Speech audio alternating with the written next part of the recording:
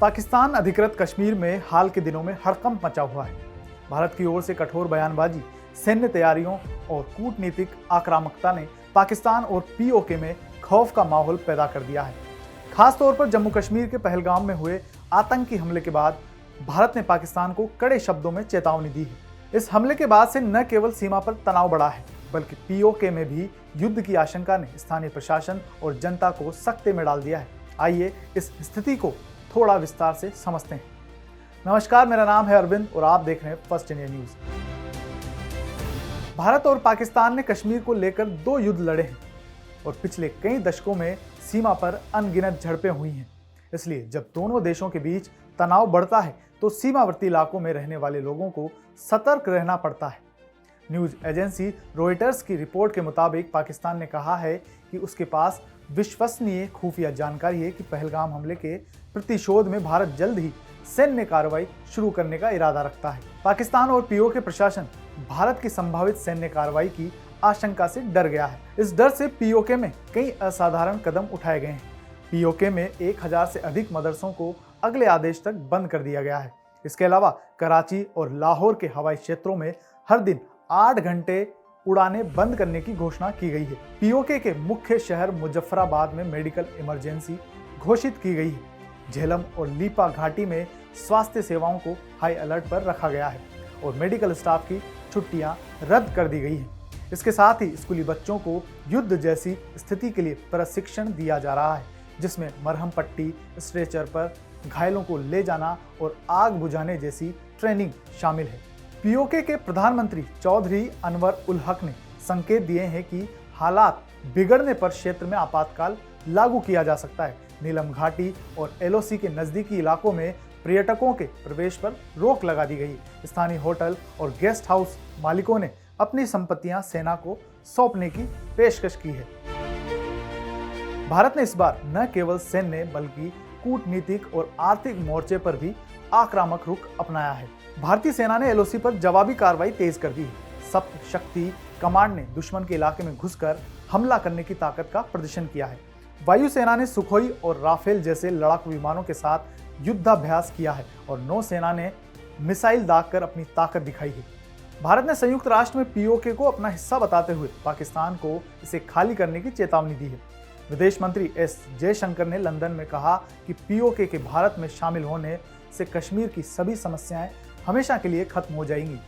भारत ने P5 राष्ट्रों America, रूस, चीन, ब्रिटेन, फ्रांस के सामने सबूत पेश किए हैं कि पीओके और रावलकोट में पाकिस्तान के आतंकी केंद्र हैं। पहलगाम हमले के बाद भारत ने सिंधु जल संधि को निलंबित कर दिया और पाकिस्तान के साथ राजनयिक संबंधों को और कम कर दिया। भारत पाकिस्तान के बीच आयात निर्यात पर भी रोक लगाने की घोषणा की गई है। पाकिस्तान इस स्थिति से घबराया हुआ है और उसकी प्रतिक्रियाएं इसका सबूत हैं। पाकिस्तान के उप प्रधानमंत्री इशाक डार ने संसद में परमाणु ताकत का जिक्र किया, लेकिन उनकी आवाज में घबराहट साफ झलक रही थी। पाकिस्तान के प्रधानमंत्री शहबाज शरीफ ने संयुक्त राष्ट्र में भारत के पीओके को वापस लेने के बयानों का जिक्र करते हुए कहा कि अगर भारत ने ऐसी कोशिश की तो पाकिस्तान जवाब देगा। हालांकि उन्होंने यह नहीं बताया कि आर्थिक और सैन्य रूप से कमजोर पाकिस्तान भारत का मुकाबला कैसे करेगा।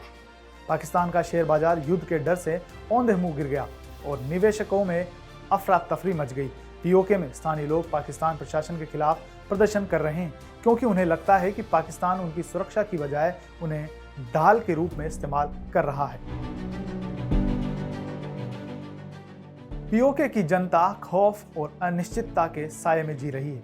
स्थानीय निवासियों का कहना है कि पाकिस्तानी सेना ने एलओसी के पास रिहायशी इलाकों में चौकियां, कैंप और तोपखाने तैनात किए हैं ताकि भारत के हमले में इन्हें ढाल बनाया जा सके।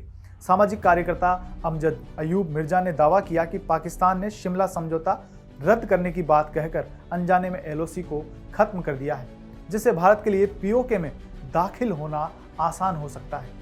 पीओके के लोग भारत की प्रगति और जम्मू कश्मीर में हुए विकास कार्यों को देखकर भारत में शामिल होने की इच्छा जता रहे हैं। हालांकि पाकिस्तानी प्रशासन के दमन के कारण उनकी आवाज दबाई जा रही है। अंतर्राष्ट्रीय समुदाय इस तनाव पर नजर रखे हुए है।